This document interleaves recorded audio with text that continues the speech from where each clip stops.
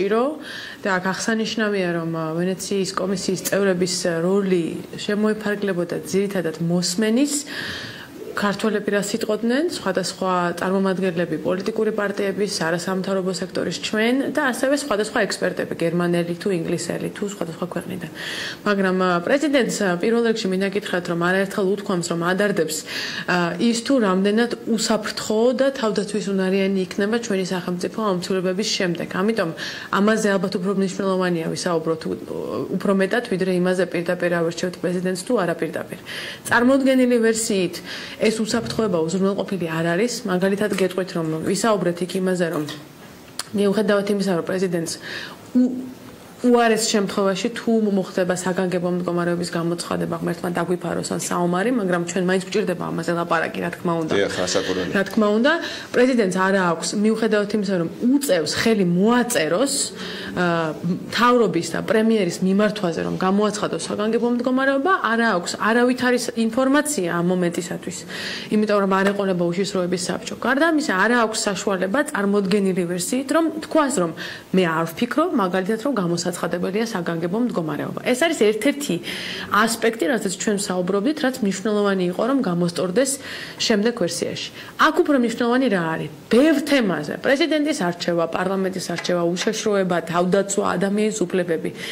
იყო დაიდო მაგიდაზე უამრავი შენიშვნა.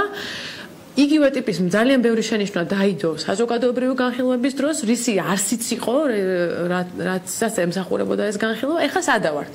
ვენეციის კომისიამ ერთადერთი მესეჯი, რაც დღემდე თქვა, არის ის, კონსენსუსი. არ შეიძლება კონსტიტუცია დავწეროთ იმიტომ, რომ ჩვენ ვართ კარგი იურისტები. არ შეიძლება კონსტიტუცია დაწეროს ვიღაცა, რაც არ უნდა განსწავლული პროფესორი იყოს. ჩვენი კონსტიტუცია იწყება განცხადებით, ჩვენ საქართველოს მოქალაქენი. ანუ ვენეციის კომისიის არსი იყო, რომ შეთანხმდით ხალხნო, მერე ჩვენ გეტყვით, ტექნიკურად რა არის გასასწორებელი. ქალბატონო, აი ძალიან საინტერესოა ერთი რამ, ახლა ორი მოსაზრება მოვისმინეთ. თქვენ ამბობთ, რომ ძირითადად ვენეციის კომისია დაკავებული იყო მოსმენით. ზურაბ ჭიაბერაშვილის კომენტარი იყო, სადაც მან თქვა, თითქოს იყო კრიტიკული შენიშვნები ბონუსის სისტემასთან დაკავშირებით, საარჩევნო სისტემასთან დაკავშირებით. აი პრეზიდენტის ნაწილში იყო თუ არა მათგან რაიმე ნათქვამი მაინც კრიტიკული შენიშვნების სახით? დიახ, იყო, ნამდვილად იყო კითხვები, ზუსტად რომელიც ემსახურებოდა ამ დისკუსიის წარმართვას. პრეზიდენტთან დაკავშირებით ითქვა, რომ ბუნებრივია მნიშვნელოვანი არის კონტექსტი, ერთ-ერთმა არაერთმა ექსპერტმა დაასახელა, რაც რეალობაა, რომ სხვადასხვა ქვეყანაში გვაქვს სხვადასხვა ტიპის მაგალითი, არსებობს ქვეყნები, მათ შორის საპარლამენტო, სადაც პრეზიდენტი ირჩევა პირდაპირ ხალხის მიერ, მაგალითად ავსტრია, ითქვა ის, რომ ამას აქვს ძლიერი მხარეები და ამას შეიძლება კონდეს თავისი ნაკლოვანებები. ისევე როგორც პრეზიდენტის პირდაპირ არჩევა საპრეზიდენტო რესპუბლიკაში აქვს თავისი ძლიერი მხარეები, გადაწყვეტილების მიღება სწრაფად, მაგალითად, და თავისი სუსტი მხარეები, მაგალითად, მიდრეკილება ავტორიტარიზმისკენ. ეს ყველაფერი ნამდვილად გამოითქმებოდა დისკუსიის ფორმატში. არაერთხელ აღინიშნა, მათ შორის ექსპერტი იყო ერთ-ერთი ასევე კომისიის წევრი, ინგლისელი ბატონი სერ ჯეფრი ჯოელი, რომელიც აღნიშნა, რომ ბუნებრივია ეს ყველაფერი, ეს მოდელი, დიზაინი უნდა შეიქმნას მხოლოდ მას შემდეგ და იმის შესაბამისად, რაც ჩვენ ვიცით, რაც ჩვენ გადავწყვეტ, რა ჭირდება ადგილობრივ კულტურას და რა ჭირდება ადგილობრივ პოლიტიკას. აი კონტექსტი, რომელიც თქვენ აქაც არაერთხელ ახსენეთ და ასევე კონსენსუსი. სად არის ეს კონსენსუსი? არ ჩანს ეს კონსენსუსი. ასეთ შემთხვევაში როგორ უნდა გაგრძელდეს ურთიერთობა ვენეციის კომისიას? მან უნდა დადოს ეს დასკვნა, ხომ? ითხოვს კონსენსუსს, მაგრამ ჩვენ ვხედავთ, რომ კონსენსუსი არ არის კონსტიტუციის ამ პროექტზე. შესაბამისად, რა შეიძლება მოხდეს? დიახ, კონსენსუსი საზოგადოებრივი, მაგალითად, ცხადად ჩანდა პოზიციაზე, მაგალითად არჩევნებთან დაკავშირებით.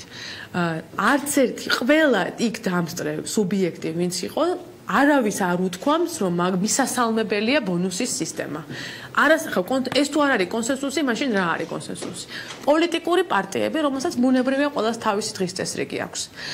გინდათ პატრიოტ ალიანსი აიღეთ და გინდა ევროპული საქართველო და გინდათ ნაციონალური მოძრაობა. თქვენ წარმოგიდგენიათ, რომ ეს ერთი საკითხი ბონუსის სისტემა არის მიუღებელი. მაგრამ ამ კონსენსუსს აკლდება ერთი ძალიან მნიშვნელოვანი კომპონენტი, ეს არის ხელისუფლება, რომელიც იღებს გადაწყვეტილებებს, თუ კი ხელისუფლება ამას არ თანხმდება, ასეთ შემთხვევაში კონსენსუსს აზრი ეკარგება, არ მეთანხმებით? ბუნებრივია, შესაბამისად კონსენსუსი უნდა იყოს ზუსტადაც და ვენეციის კომისიის გზავნილიც ეს არის, რომ კონსენსუსი უნდა იყოს იმ თავდაპირველ პოზიციას შორის, რომელიც დააფიქსირა ხელისუფლებამ და ის არის წარმოდგენილი ამ დოკუმენტში, რომელსაც ჩვენ დღეს ვიხილავთ და იმ შენიშვნებში და მოსაზრებებში, რომელიც წავა ამ დოკუმენტზე საზოგადოებისაგან. ამის შემდეგ თუ ხელისუფლება თავის პოზიციას არ ცვლის, მაშინ რისთვის ვიკრიბებით საერთოდ?